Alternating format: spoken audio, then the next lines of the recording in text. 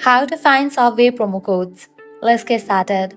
Launch your preferred browser. At the very top, you're gonna see the search box over there. Type in Subway promo codes and then search for it.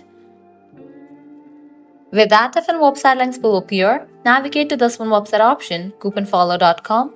Once you're in the website, you're gonna find amazing offers and deals for Subway. Just scroll down and check out the offers: 20% off, $30 off, 50% off, and many more.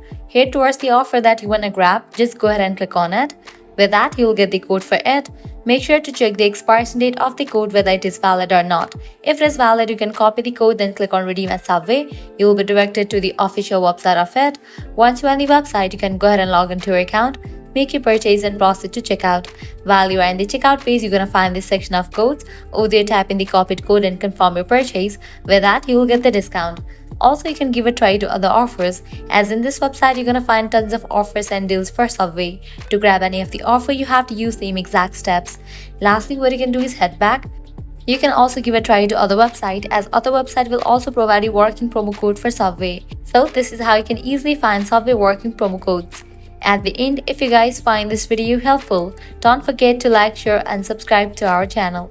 Thanks for watching.